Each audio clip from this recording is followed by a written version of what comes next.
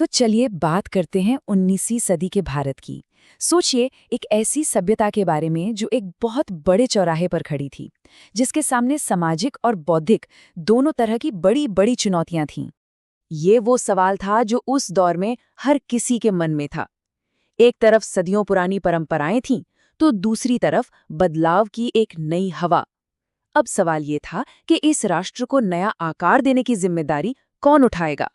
और इस पुकार का जवाब देने वालों में सबसे आगे थे राजा राम मोहन रॉय जैसे महान सुधारक, जिनकी सोच ने आने वाले कल की नींव रखी। और इस वैचारिक क्रांति की पहली चिंगारी भड़की कलकत्ता से। साल था 1815। पर यह लहर सिर्फ एक शहर तक सीमित नहीं रहने वाली थी। सैयद अहमद रायबरेली जैसे नेताओं के साथ देश के अलग अलग कोनों से भी आवाजें उठ रही थीं। पूरब से लेकर पश्चिम तक पूना जैसे नए नए विचारों के केंद्र बन रहे थे, और ये विचार पूरे उपमहाद्वीप में फैल रहे थे। और ये सिलसिला दशकों तक चला। हर पीढ़ी के सुधारक इसमें अपना योगदान देते गए और इन आंदोलनों को एक नया रूप देते रहे। तो चलिए अब इस कहानी की एकदम शुरुआत में चलते हैं। बंगाल और खासकर कलकत्ता वो जगह थी जहां आधुनिक भारत के सामाजिक धार्मिक सुधारों का कह सकते हैं बीज बोया गया। उस दौर में कलकत्ता विचारों का एक अखाड़ा बन चुका था। यहाँ देखिए, एक तरफ आत्मीय सभा जैसे सुधारवादी संगठन थे जो सती प्रथा जैसी कुरीतियों को चुनौती दे रहे थे, तो वहीं दूसरी तरफ धर्म सभा जैसे संगठन भी थे जो परंपरा का बचाव कर रहे थे। और जानते हैं, इसी टकराव और बातचीत ने पूरे भारत के लिए सुधार का एजेंडा तय कर दिया। यहाँ ये समझना बहुत जरूरी है कि आत्मीय सभा सिर्फ एक संगठन नहीं था, बल्कि ये एक संगठित सुधार की शुरुआत का प्रतीक था। राजा राममोहन रॉय ने यहाँ से जो मशाल जलाई थी ना, उसने आगे चलकर पूरे देश को रोशन किया। बंगाल में जो विचारों का मंथन शुरू हुआ था, उसकी गूंज बहुत जल्द पूरे देश में सुनाई देने लगी। अब देखते हैं कि ये विचार कैसे बंगाल की सीमाओं को पार करके पूरे भारत में फैल गए। अब देखिए, इस स्लाइड में जो वाकई दिलचस्प है वो ये है कि कैसे बम्बई, सूरत और खास तौर पर पूना सुधार के बड़े केंद्र बनकर उभरे। यहाँ महादेव गोविंद रानाडे जैसे बड़े बड़े दिग्गजों ने शिक्षा और सामाजिक सुधारों की वो नींव रखी जिसने पश्चिमी भारत की पूरी तस्वीर ही बदल दी। ये स्लाइड तो बहुत कमाल की है, क्योंकि ये दिखाती है कि ये कोई एक जगह से चलने वाला आंदोलन नहीं था। उत्तर में वहाबी आंदोलन था, जो एक इस्लामी पुनरुत्थानवादी आंदोलन था, तो वहीं दक्षिण में मद्रास हिंदू एसोसिएशन। मतलब हर इलाके में अपनी ज़रूरतों और विचारों के हिसाब से सुधार की आवाज़ें उठ रही थीं। ये सच में एक अखिल भारतीय घटना थी। तो अब कहानी में एक बहुत बड़ा मोड़ आता है। सुधारकों को ये महसूस होने लगा कि सिर्फ बातों से या दार्शनिक बहसों से काम नहीं चलेगा।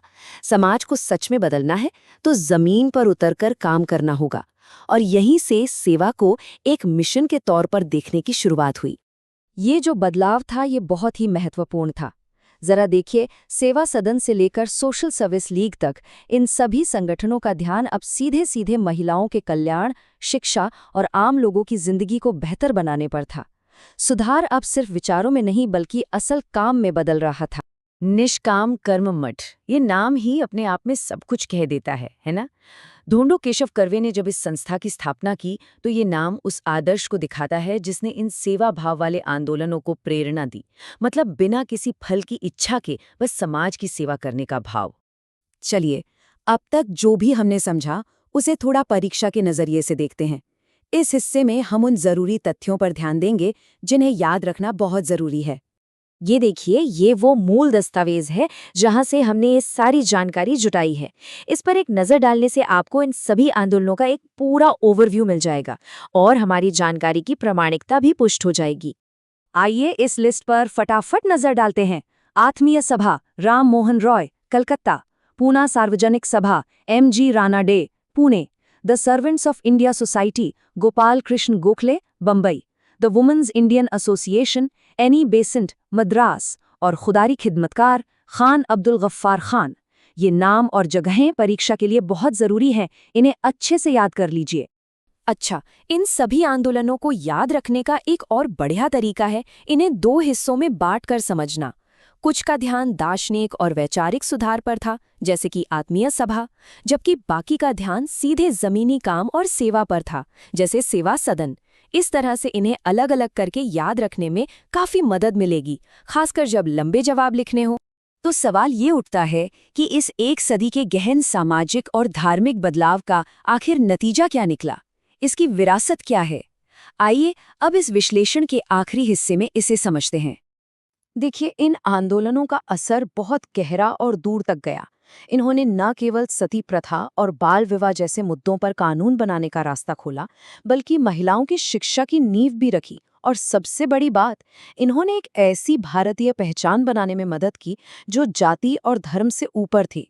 और इसी नैतिक आधार पर आगे चलकर हमारा स्वतंत्रता संग्राम खड़ा हुआ। उनकी बहसों ने, उनके बनाए संस्थानों ने और उनकी असहमति ने ही आधुनिक भारत को वो शक्ल दी है जिसे हम आज जानते हैं। हम लॉजिक लैडर इंस्टीट्यूट की टीम है और हमारी कोशिश है कि आपको सभी प्रतियोगी परीक्षाओं और स्कूल एग्जाम्स के लिए बेहतरीन स्टडी मटेरियल दें। ऐसे ही और विश्लेषण के लिए हमारे साथ जुड़े रहिए। अगर ये जानकारी अच्छी लगी हो तो इसे लाइक और शेयर जरूर करें और हमारे चैनल को सब्सक्राइब करना ना भूलें। कोई भी सवाल या सुझाव हो तो कमेंट सेक्शन में हमें जरूर बताइए।